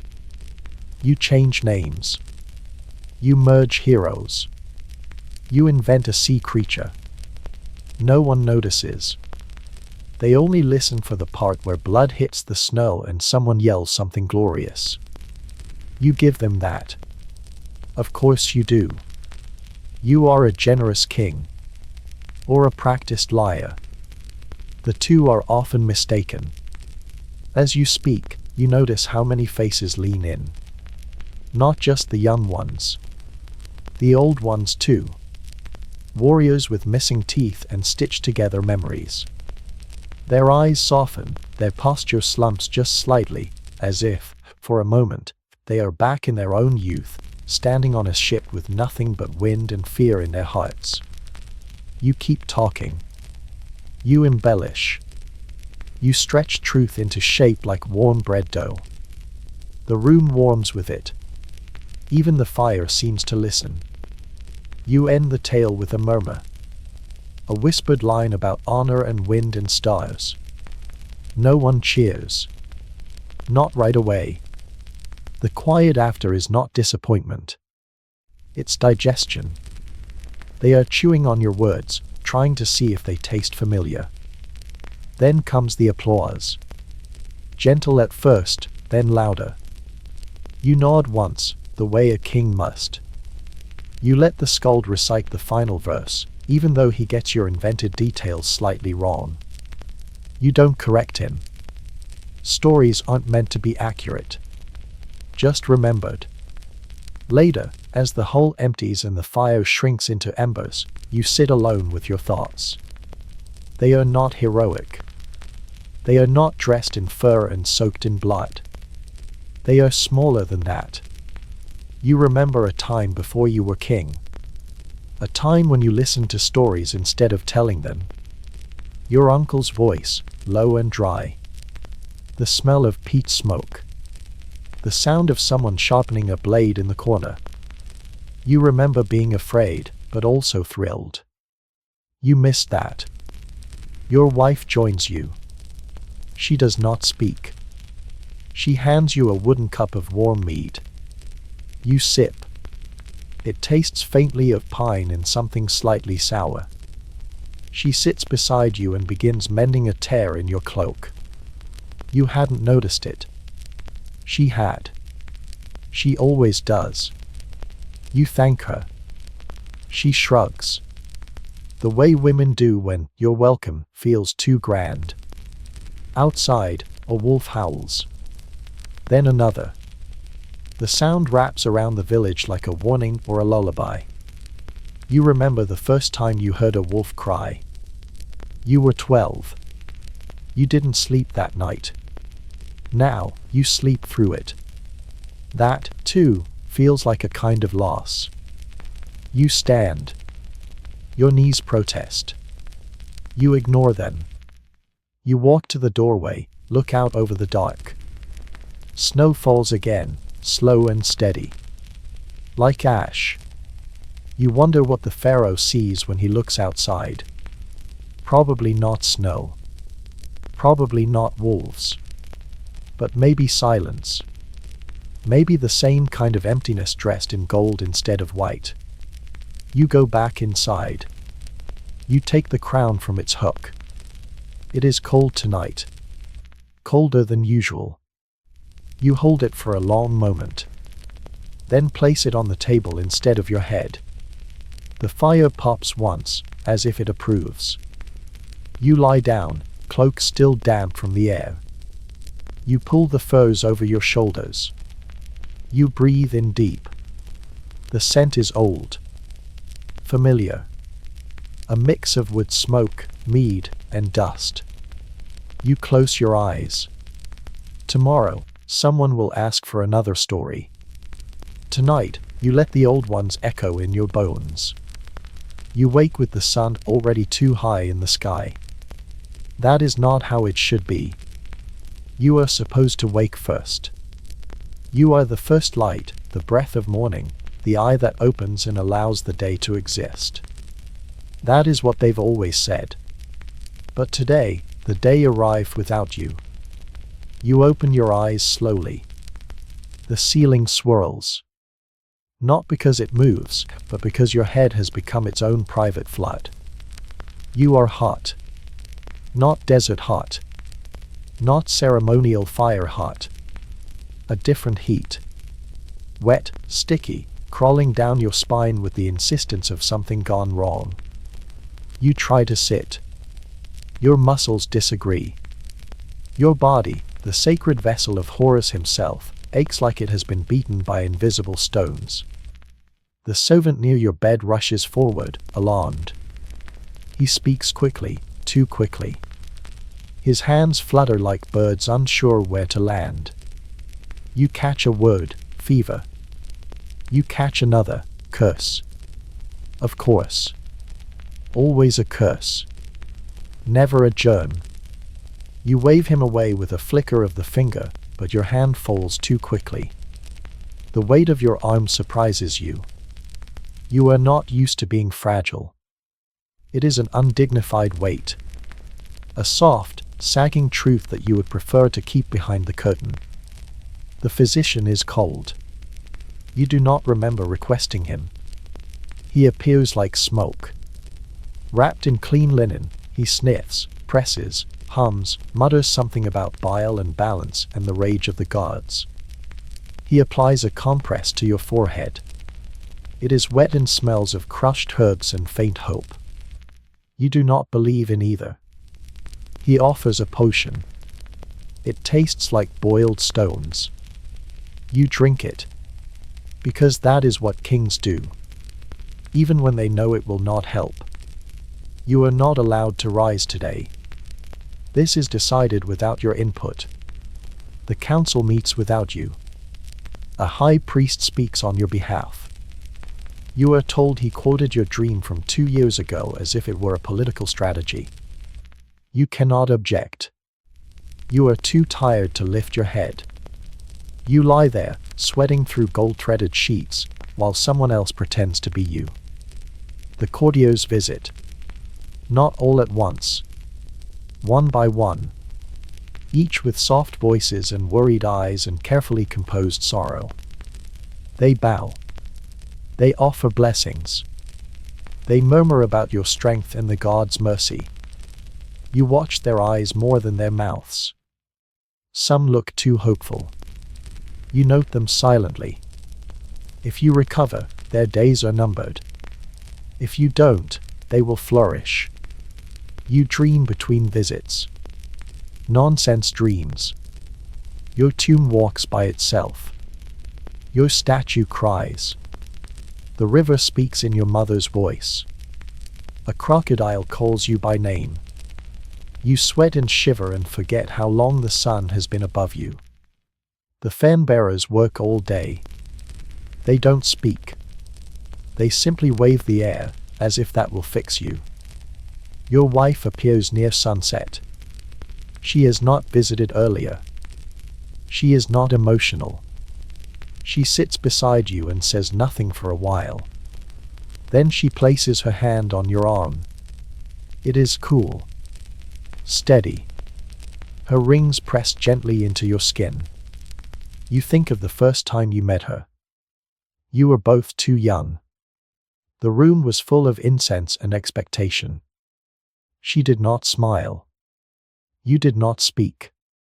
And somehow, that was enough. She leaves you with a bowl of dates and a cup of fig water. You eat one. It sticks to your teeth. You drink slowly. The liquid soothes something raw inside you. A servant helps you lean back. You do not resist. You feel like clay softening in the sun. That night, the palace is quieter than usual. No drums. No announcements. Even the scribes have left their scrolls untouched. You hear footsteps echo down the corridor. A priest's voice chants softly outside your door. Protection spells. Or maybe farewells. You can't tell anymore. The fever breaks before dawn. Not with a cry or a gasp, but with a gentle exhale. The heat fades. The sweat cools. The pain lingers, but moves to the edges. You open your eyes. You are still here. You are not better. But you are no longer burning. A new day begins. It does not ask for your permission. And for once, you do not offer it. The wind howls against the longhouse walls with an oddly human voice tonight. Not angry, not mournful, just persistent. As if it has something to say and no one left to say it to. You lie awake, wrapped in furs that no longer trap warmth the way they used to. The fire has burned low, but you haven't the strength to stoke it. Or perhaps it's not strength you lack, but will. Outside, the snow falls heavy and slow, turning the village into a muffled dream. You listen. For wolves, perhaps. Or regrets. They sound remarkably similar these days. Your wife is asleep, her back to you, breathing in slow, steady rhythms that remind you of ships rocking gently in the harbor. You envy that peace. You once had it too. Before your name belonged to others. Before your decisions shaped maps in marriages. Before the crown made every silence feel like strategy. You shift beneath the fur, the old ache in your hip flaring. It reminds you of a battle you don't like to retell. The kind where you didn't win or lose, but simply limped away with less than you arrived with. The roof creaks. Not in warning. Just in remembrance. Every beam, every nail, holds a story. Some of them are yours. Most aren't. You used to know the names of the men who built this place. Now, you know only their descendants, quieter, thinner, less prone to challenge you. They bow more than their fathers did. You miss the arguments. The shouting. The honesty of men who didn't care if you were king, as long as you weren't wrong. You rise slowly, pulling on a thick cloak that smells faintly of old smoke and colder memories. You step outside barefoot, just for a moment. The snow bites, but gently. Like a dog that remembers you. The night is moonless, dark and round and full of softness. You stare out at your kingdom, buried under frost. A few huts glow with faint light. Most are dark. Most are asleep. You are not. At the edge of the village, someone is tending a fire. An old woman, her back hunched like a question mark, feeding branches into the flame with reverence. You don't speak to her. She doesn't look up. That is the kind of silence you respect. You watch her for a while. Then turn back. Inside, the warmth returns slowly, and the fire catches once more, thanks to a stray spark in your reluctant hands. You sit near it. Not in your chair. That feels too formal. You sit on the fur rug, cross-legged like a boy listening to his grandfather's stories. You remember one about a ghost that sang in the rafters. You never heard it. But sometimes, when the wind is just so, you think you understand what it meant. You don't wear the crown tonight. It rests beside the fire, glinting dully in the low light. It looks smaller off your head. Less terrifying. Almost silly. You think of the Pharaoh. Still alive, probably. Wrapped in cloth and incense and ceremony. You wonder if he, too, ever takes off his crown and talks to no one. Or if he's forgotten how. Your dog, yes, it's yours now, pads over and settles at your feet. He sighs. You sigh back. The two of you sit like that, kings of your own quiet world. A kingdom of furs and fire and nothing else. For the first time in days, you feel something close to comfort. Not joy. Not triumph. Just a small moment of enough. You lie down on the rug. The dog curls against your ribs. The fire pops once, softly. The air smells like wood and the ghosts of dinners past. You think, maybe, you could sleep here. Just tonight. Just like this. No throne. No rituals. No voices waiting to be impressed. You close your eyes. The wind howls again. But this time, it sounds like laughter. Section 15. You are escorted today not as a king, but as a symbol. It's a subtle shift, but you can feel it in the air. In the way the priests stand a little straighter. In the way the scribes avoid your eyes. In the way your servants press your clothes just a bit too perfectly. You are being prepared for display. Not for death, no. But for the performance of being alive while others already write your eulogy in hieroglyphs and metaphors. The sun is hot, but today it feels ceremonial. It shines on you not with warmth, but with scrutiny. You are to visit your statues. All of them. Or at least the ones completed. The temple architects insist on showing you the progress. They call it reverence. You suspect it's vanity. Your image, 20 feet high, seated, eternal, emotionless, is carved into limestone as if the stone will never crumble. You ride in silence, carried again, a luxury that now feels like a confession. You can walk, but no one lets you. You are too holy to be seen upright and human. You are a god now. A tired one. The first statue is nearly done. Its shoulders are too wide. Its chin too noble. The face resembles you the way a mask resembles a man. The sculptor bows deeply. He asks what you think. You do not say, "It looks like a bored lion." You nod and say, "It will last." That is all they need. The next one is better. Smaller. Tucked into a niche between columns. This one captures the eyes. Not because they are perfect, but because they are uncertain. You pause. The priest beside you whispers, "Shall we remove it, great one?" You shake your head. You like it. It looks like someone who knows what's coming and can't quite stop it. You walk through the holes of your own mythology. Painted walls, golden glyphs, banners fluttering with your praises. You read them. They are beautifully written. Absolutely inaccurate. According to these walls, you tamed the crocodile god, healed the sick with your breath, and once ended a famine with a single dream. You remember the famine. You mostly remember how hungry everyone was and how long it took for the grain boats to arrive. You do not remember dreaming. In the courtyard, a young girl offers you a lotus blossom. Her hands tremble. She has been told you are divine. She has been told that you see her soul. You take the flower and touch her cheek gently.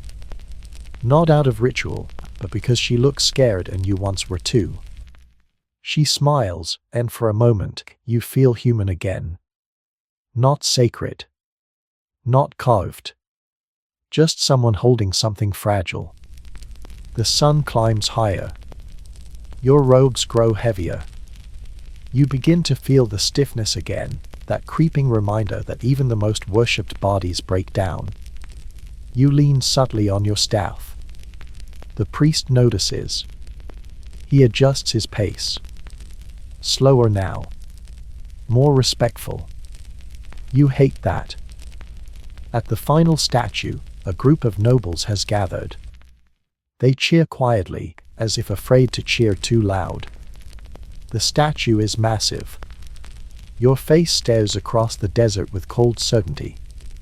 The lips are tight. The eyes know too much. You look powerful. And distant. You stand beneath it and wonder if anyone will ever know the man behind the stone.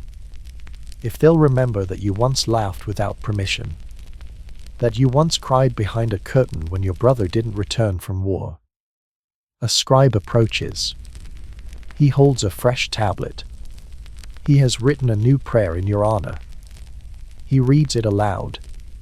It is beautiful. It ends with, "May his name be carried on the wind forever." You nod. But you think, names disappear. Even when carved deep. Back in the palace, you remove the outer robes yourself. Slowly. Deliberately. The gold falls away. The linen underneath is soft. You sit on a low stool, your hands resting on your knees. You ask for no music. No incense. No food. Just water. It arrives. Cool. Unassuming. You drink it slowly. The fan bearers are dismissed. The guards step outside. You are alone. Finally. You walk to the mirror. Not the copper one. The real one. A polished stone slab kept in a private room. You stare at yourself. At the lines. At the dark under your eyes. At the quiet in your mouth. You place the lotus beside the mirror. It wilts almost immediately. You think of the Viking king. In his snow. In his silence. In his wool and wood and howling winds. You wonder what he sees when he looks in a mirror. If he sees stories or failures. Or just a man. You envy him, sometimes. His people ask for strength. Yours ask for miracles. You lie down early. The linen is cool against your skin. You do not close your eyes yet. You stare up at the ceiling. Your name is there too. Painted in blue. Surrounded by stars. You trace them with your eyes. You think, one day, all this will be dust. But not tonight.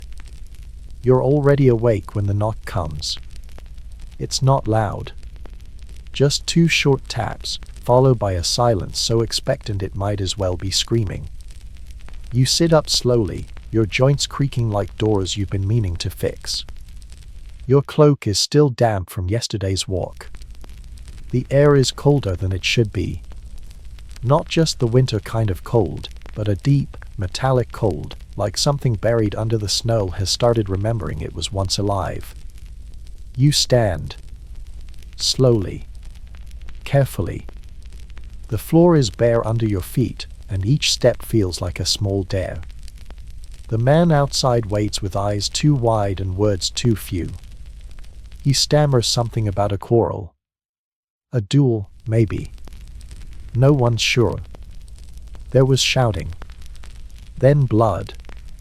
Now a body. And worse, silence. You nod. You don't ask questions. You already know what this is. Every winter, something breaks. A man's temper. A woman's patience. A piece that was already thin. And every winter, it falls to you to step out into the snow and declare it settled. You dress with practiced movements, not because they're easy, but because the body remembers what the heart would rather forget. You fasten the belt. Pull the cloak tight. The crown, tonight, stays behind. It's not needed.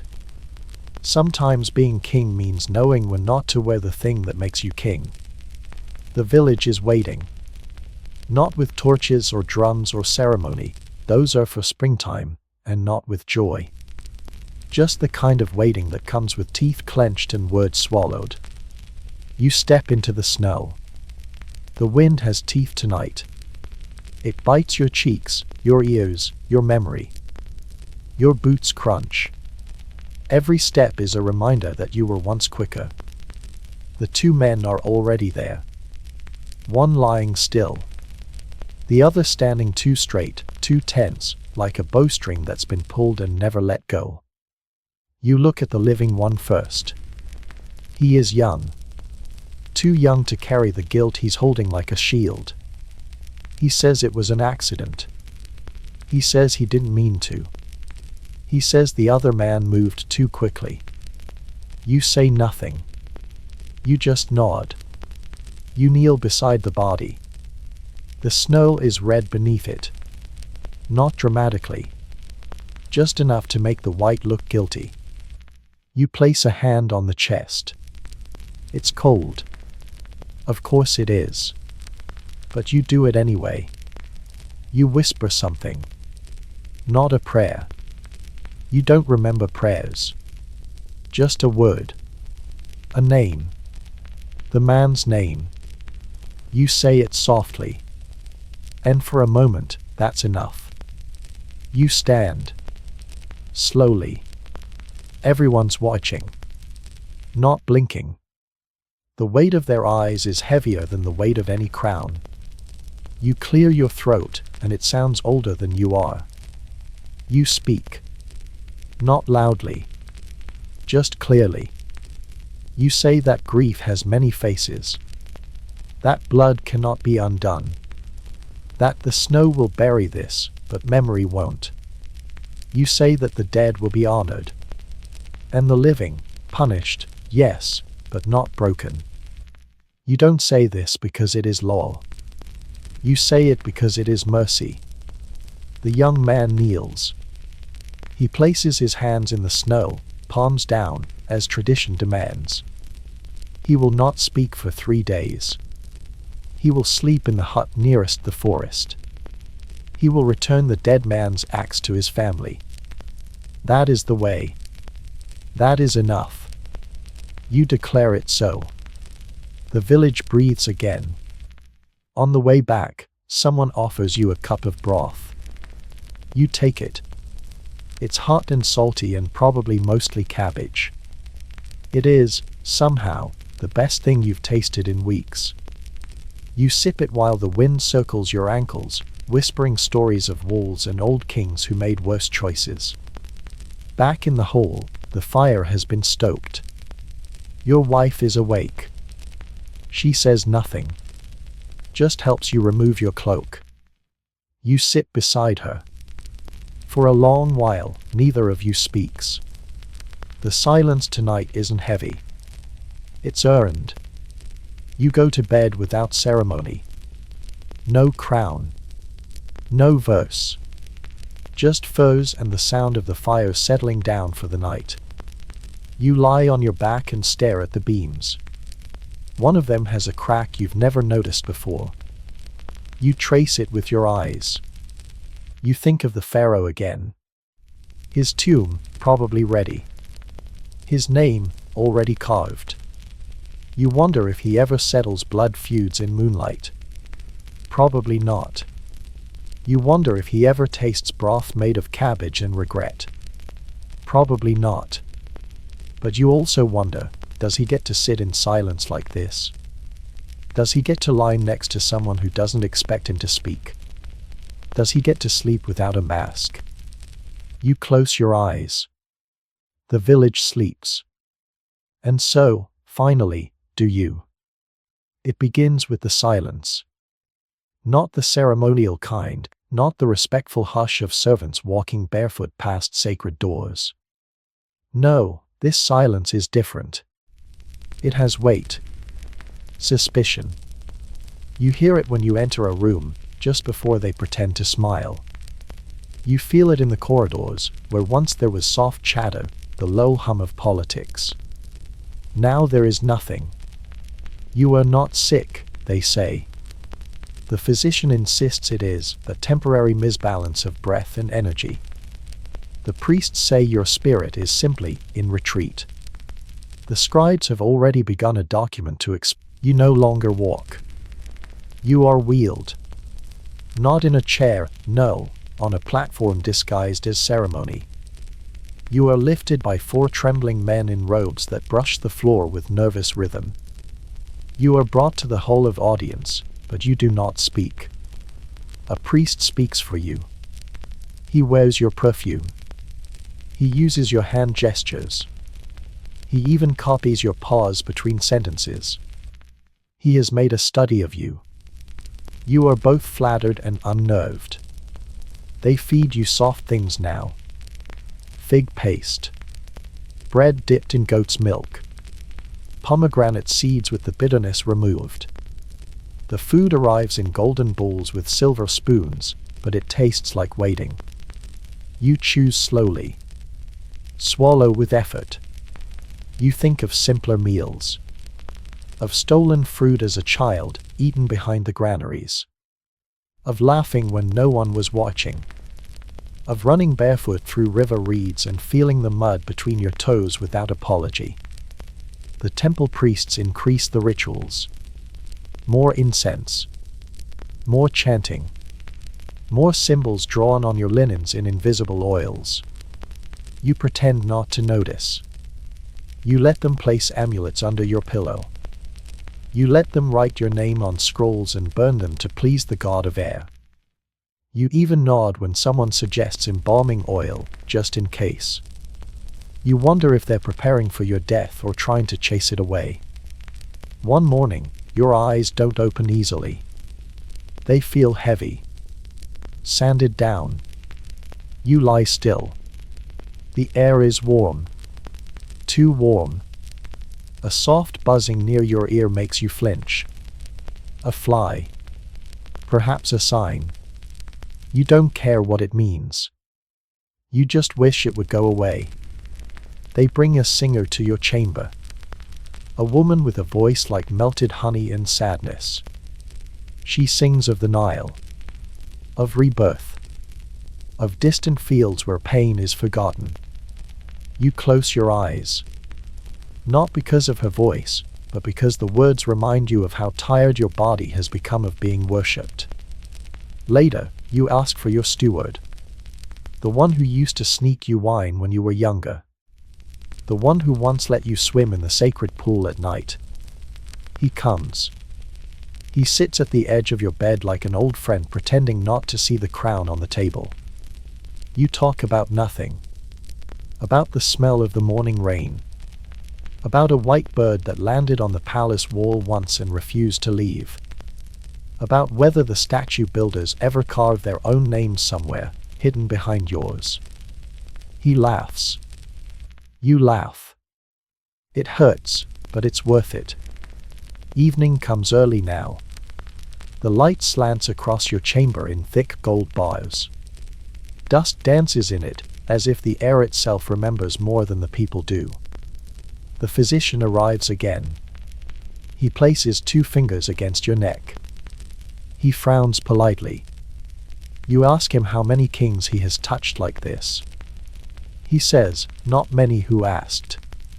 You think of your tomb. It is nearly finished. They say it glows in moonlight. They say the walls are covered in stories of your triumphs. You wonder if anyone carved in the parts where you cried.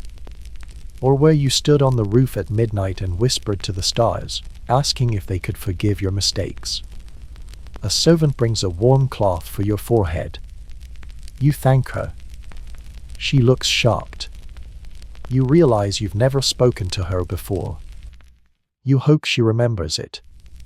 That night, you do not sleep. You lie there, listening. To your own breath. To the distant sound of sandals brushing stone. To the owl that cries twice, then goes silent. You think of the Viking king. You wonder if he has moments like this, staring into the fire, wondering whether he has already been forgotten. You think, perhaps he is lucky. His people do not pretend he is a god. They let him be tired. You turn your head. Slowly. Carefully. The stars painted on your ceiling blur. One of them flickers in your vision. You reach for it with a finger, not to touch it, but to remember what it's like to reach for something without needing to own it. You whisper your own name. Just once. And wait. It is the kind of cold that doesn't ask permission. It arrives before the sun, seeps into your bones, and lingers in your breath even after the fire is lit. You wake before it. Not because of duty, not because of nightmares, but because your body no longer believes in sleep. You shift under the furs, but the stiffness in your back doesn't shift with you. You've stopped trying to stretch it out. It has settled there, like a memory that refuses to fade. You sit up. You pause. You listen to the silence. It is too quiet, even for winter. The hall is empty. No one snores. No one coughs. The fire has burned low. A few coals remain, like stubborn hearts refusing to go out. You place a log on them, slowly. They hiss. A flicker of orange. You whisper thanks to the old gods, not because you believe, but because it feels rude not to. A servant appears. One of the quiet ones. He bows too deeply. He stutters something about the elders gathering. They want a decision. Of course they do. You nod. You do not ask what the decision is about. You already know. Something about land. Or honor. Or a wedding. It's always the same. No one ever asks how you are sleeping. Or if your knees have stopped clicking. Or if your hands tremble more when you're alone. You rise. Your cloak is too heavy today. Or maybe you've grown lighter. You walk slowly, with the steady dignity of someone pretending not to be in pain. The door creaks open and the wind greets you with its usual scorn. Snow covers the world in false peace. You walk across it anyway, because keens do not wait for spring. The elders are gathered in the meeting hall. Thick-bearded, slow-moving, full of opinions polished by age and fermented by pride. They greet you with nods that seem too respectful. That's the problem with being near the end. Everyone starts acting like you're already gone. They present their issue. It is, as expected, complicated and stupid. A boundary stone moved. A daughter promised. A goat insulted. You say little. You raise an eyebrow. You suggest they fix it themselves. They protest. They say it must come from the king. You say the king is tired. They laugh. You don't. You walk away before the laughter ends. The sky is gray today. Low and pressing. You think it might snow again. Or collapse. You don't care which. You find the edge of the village, where the trees begin, tall and bare and uninterested in human affairs. You sit on a rock. You pull your cloak tighter. You stare at the woods. You think, this is what waits for me. Not the whole. Not the songs. Just this. Cold and quiet, and no one asking for a decision. A boy finds you there. Not yours, but he might as well be.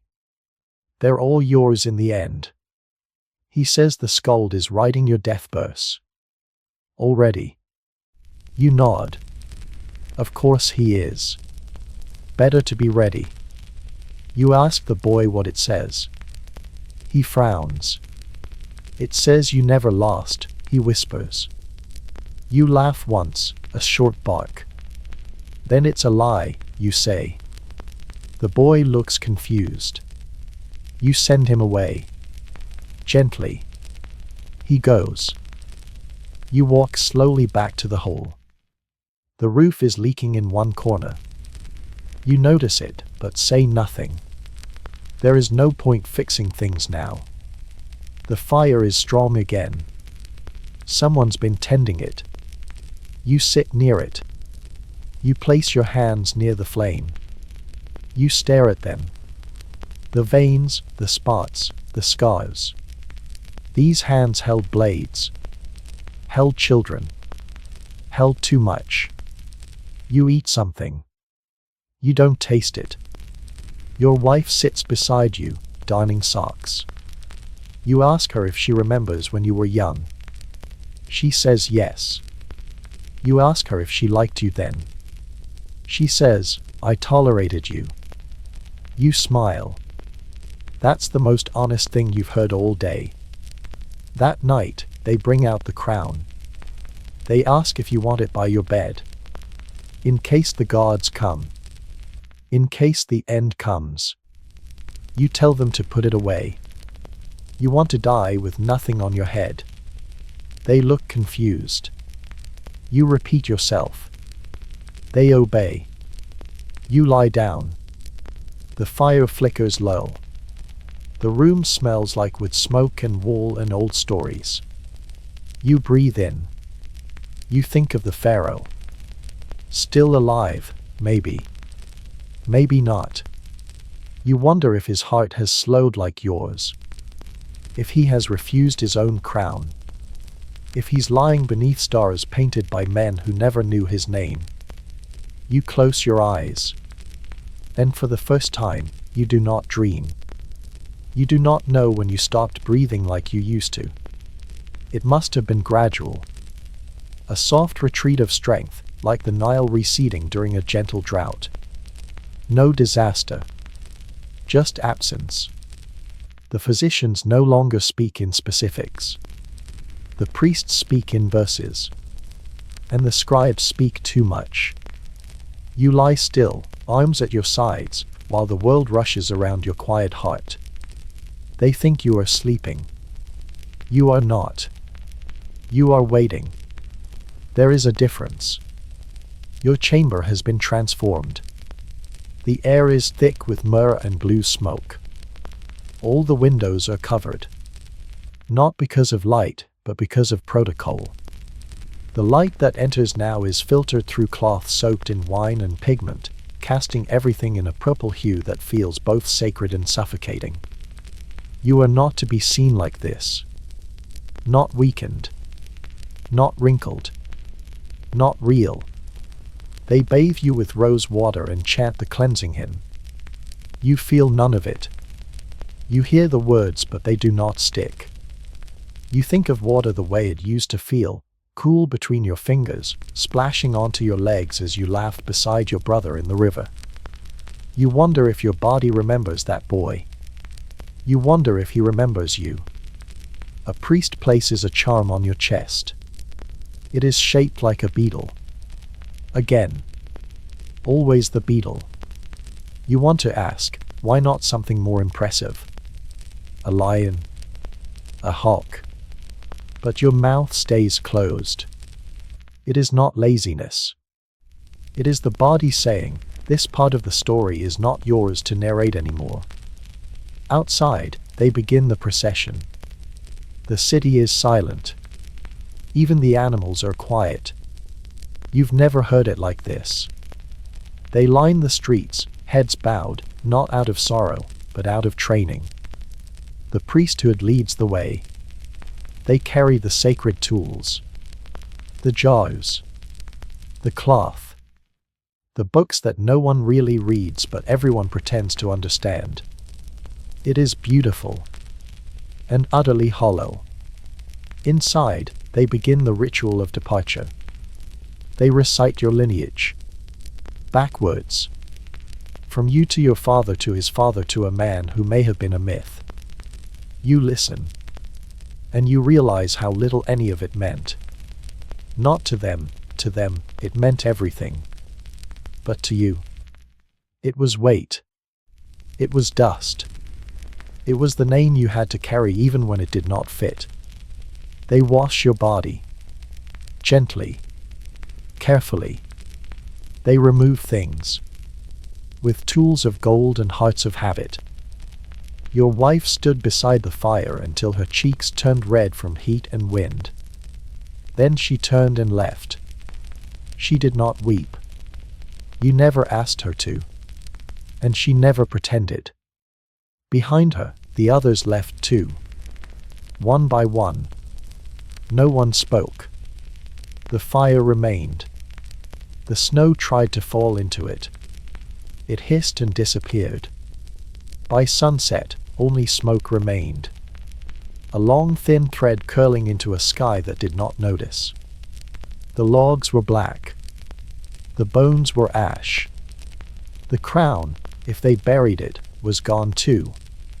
And somewhere, far away, beneath stone and story, the Pharaoh remained.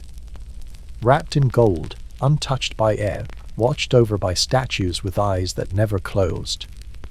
His name etched in stone, his face painted on walls. But he, too, was still. No breath. No crown. Just dust and a whisper of prayers no one believed anymore. 2 kings. One burned. One sealed. One fed to the wind, the other to the sand. But both silent. Both done. And above them, above all of it, the world went on. A child somewhere learned a new word. A goat refused to listen. A grain merchant argued with a priest. The river flowed. The snow melted. The story ended. And then, nothing. Just the soft breath of night. Just the settling of time. Just sleep.